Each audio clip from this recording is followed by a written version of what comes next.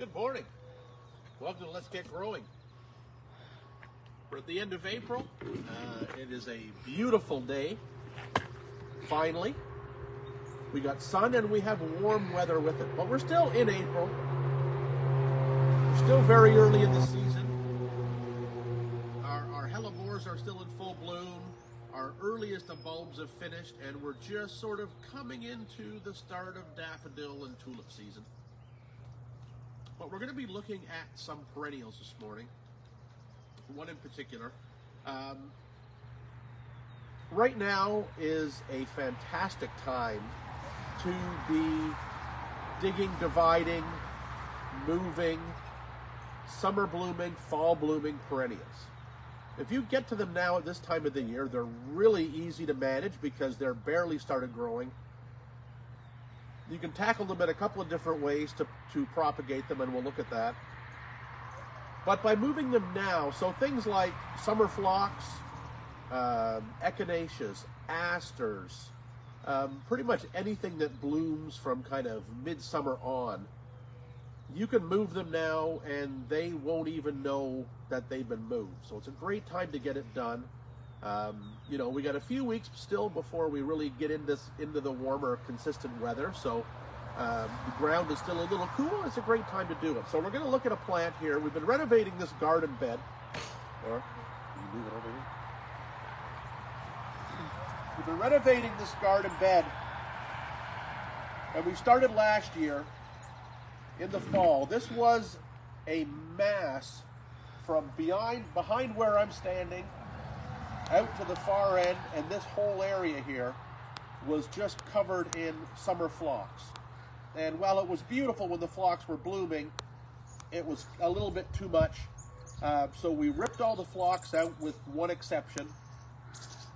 We planted some evergreens that we had in pots and containers. We've moved them into place. We dug up some spring bulbs, some snowdrops, some scillas, some pushkinias, because there wasn't a lot in the way of bulbs in here because it was a mass of phlox. So we've moved in some spring bulbs. There was a few perennials in here already. You'll see some oriental poppies in front of me here. They were coming. We moved a peony into this bed last year when I wasn't quite sure what we were going to do with it. But it's here. It's looking good. It's already about 6 or 8 inches tall. But we're going to move this phlox out of this bed. We've planted a shrub behind it, so we don't want this phlox here. This phlox is a particularly special one for this year. This is Phlox paniculata Gina. It's the perennial plant of the year, voted on by the Perennial Plant Association, which is a North American group of anybody associated in the perennial industry: growers, breeders, marketing companies, garden centers, designers. Anybody that works with perennials can join, and you get a vote on their perennial plant of the year. So Phlox paniculata Gina is a particularly nice summer phlox. It was found in the wild in, I think, southern Pennsylvania, where Phlox paniculata grows wild. It's quite a tall one. As you can see, I left it. I didn't cut it down last fall or this spring because I knew I was going to move it. So you can see the height of it there. We're up around 6 feet, 6.5 feet. Wonderful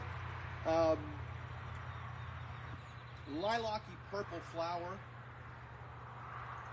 But the nice draw about Gina is that it seems to be, for some reason, extremely attractive to butterflies and other pollinators, more so than any other phlox in the garden. So it's really a fantastic variety for that. It does get tall. Now these were, you know, crowded in amongst other phlox, so that probably forced them a little taller. So if you wanted to keep it a bit smaller, you could pitch it back. It's generally a bit later blooming, blooms in August, and carries on from there. And the butterflies, as they come by the garden, the butterflies love it. So we're going to dig it out of this bed because it's not going to work with the new scheme for this bed. I'm going to show you a couple of different methods of how to propagate this guy. if you want more plants or you just want to take a clump and split it and move it in the garden. So I've got about 5 plants here. We're going to take, I think, this big one here. We're going to take it out. You can see at the base it's just starting to sprout. It's just waking up. So it's a great time to do it. I use my digging fork most of the time. That way the digging fork, you can lift stuff out and still get a lot of the root. If you need to use a spade, you can use a spade, but I prefer to do most of my perennial digging with the digging fork. So we'll go all the way around the clump.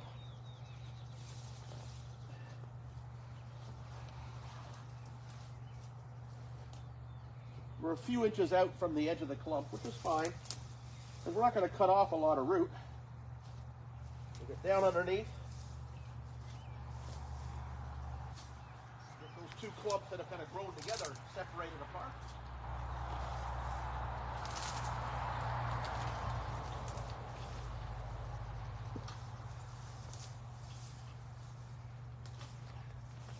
There we go.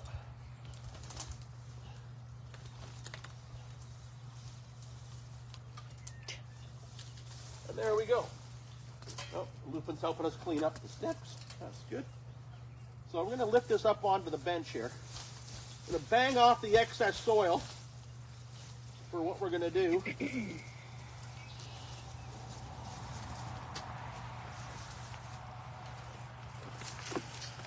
So now we can get rid of all of last year's stems here, because we don't need them. Jeff, what is that tall phlox called? This is Phlox paniculata Jeana, J-E-A-N-A. It was a selection found in the wild. It's not a hybrid. It was actually a wild found selection that just happened naturally. Get rid of all that, head that to the composter. So here you go, we've got our clump. This is a really good sized clump and would make a huge plant. But we want to split it up, make a few plants out of it. So we're going to do a few different things. First thing we're going to look at is taking some basil cuttings. So if you need a lot of a specific phlox or an aster or helianthus or heleniums, any of those good tall summer perennials, you can take basil cuttings. So if we wanted to leave this clump in place and we just wanted a few more elsewhere, we can go into the clump while it's still in the ground. And if we look at these shoots, Laura, can you click close up on these shoots, please? If we look at these shoots, you can see we've got some nice big shoots right here. And if you follow those back down the clump, you'll see that at the base of those shoots, let's see if we can get it right out here. And you can do this when they're in the ground. Right at the base there, you can sometimes get a little bit of root on these cuttings. It's a little congested bit of buds here at the base of that stem, and that is a basil cutting. These are going to root very, very quickly, and will give us lots and lots of phlox plants to play with in the garden. So again, we just go right down to where it meets the clump, take that off. There we go. There's a perfect one. Look at that. There's a basil cutting. It's already got a little bit of root attached. You can take that, dibble that right in, put that somewhere shaded and moist for a few weeks. You'll have a pot full of roots. You can transplant those out later on in the season. Very simple, very easy to do. And you can do that, like I said, with any of your taller growing perennials that grow in this sort of habit. There's lots of them that do that. So we'll just do one more basil cutting there, and then we'll move on So we'll go down here, we'll follow this shoot way back, and there we go. There's another excellent basil cutting. All this material here, that's going to send out roots really, really quickly. Very straightforward, good and strong. That'll be a plant in no time. It's the only time of the year, well, pretty much the only time of the year you can do the basil cuttings like that. So you do need to get out and get them done. Now the next thing we're going to do is we're going to divide this clump. Now, depending on what you want, you could simply just take this clump, split it in half, and be on your way.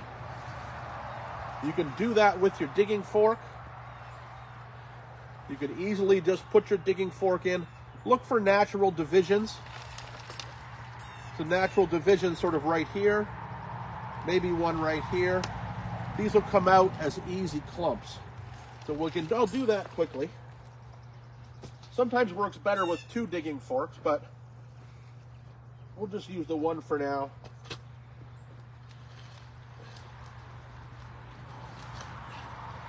Use the digging fork to loosen it up.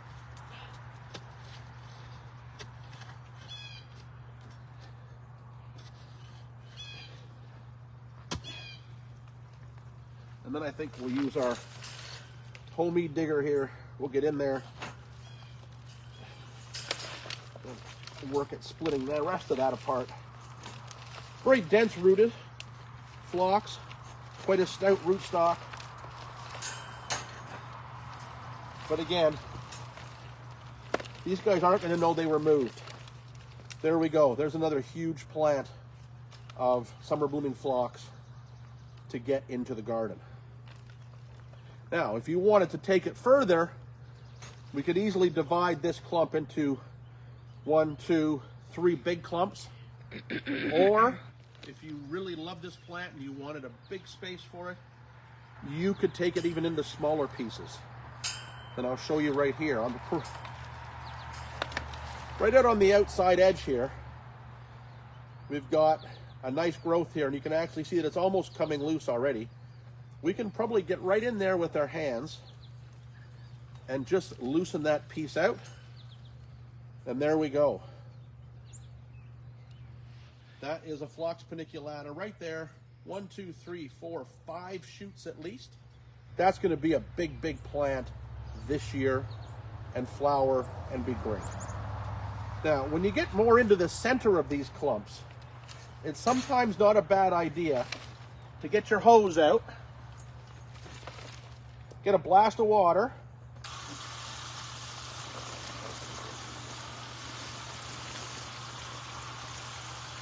rinse the water through the clump, and then all of a sudden, what looks like one clump becomes a series of smaller clumps. And if we get in there with our tools, we'll get the digger in there again, and we'll set that one aside. And get the digger in there again. If we get into the center, you can see how stout a Phlox paniculata can be.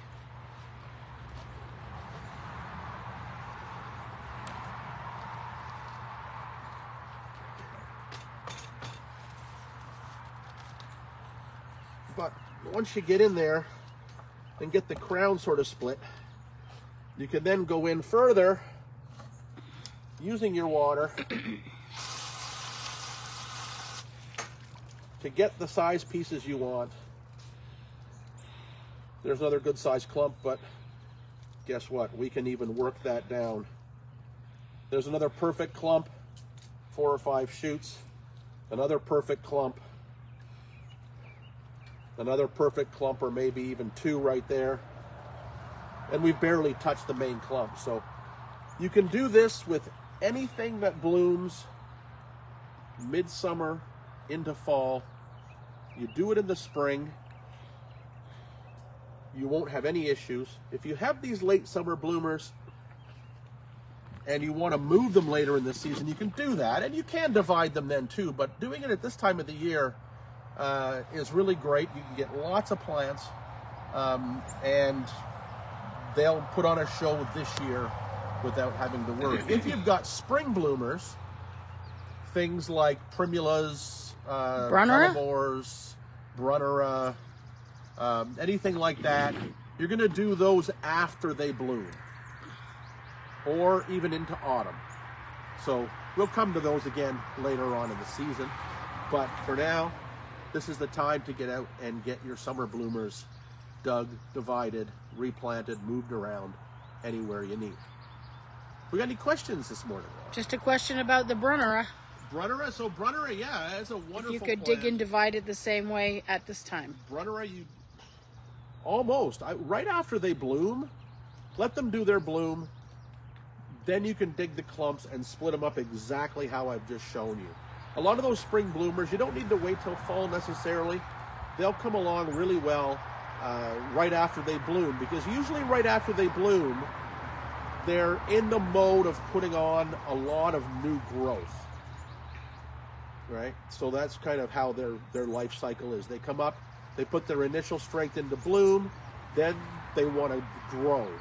And if you take them and split them right after they bloom, you can often get lots of divisions. Hostas, for example, that's another great example. If you do a hosta now, you can take every eye and divide it off a clump like we did like this.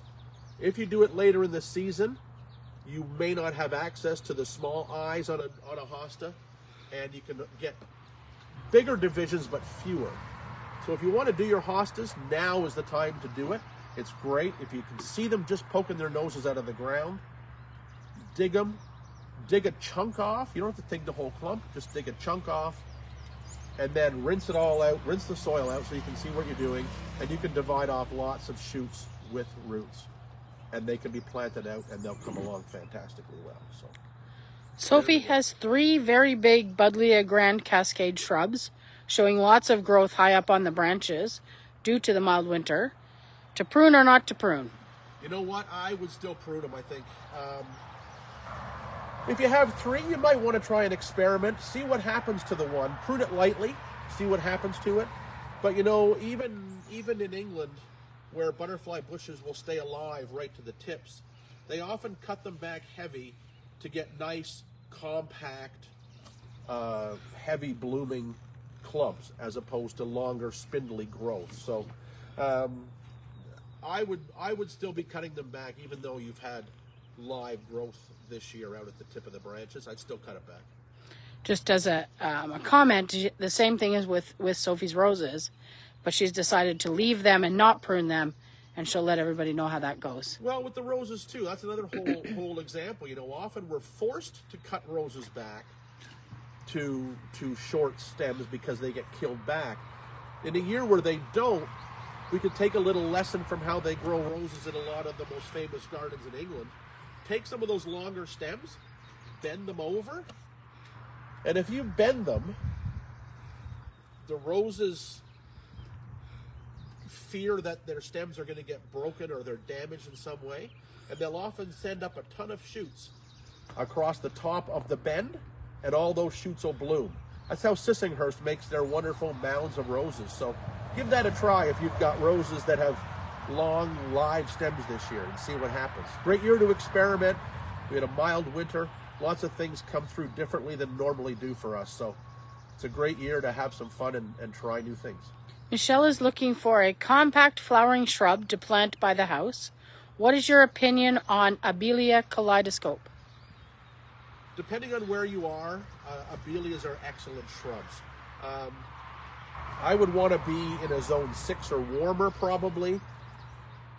I've never tried Abelia up here because I'm pretty sure we would have them die back to the ground every year. But you know what? With our warming winters, I think they're worth giving a try. If you've got a sheltered spot, out of winter wind, maybe an area that you could put a burlap wall protection, then give some of the hardier Abelias a try. They are coming available now, primarily through Proven Winners. Has a couple of Zone 5 Abelias that I think might be worth growing. They bloom a long, long time, and are certainly further south are quite useful foundation shrubs for the garden. So let's all give them a try this year, see what happens. Any other questions, Laura? That's it. That's it? All right. We'll leave you to it. Get out in the garden before the rain hits this afternoon. And it's a great time to garden. We'll see you next time on Let's Get Growing.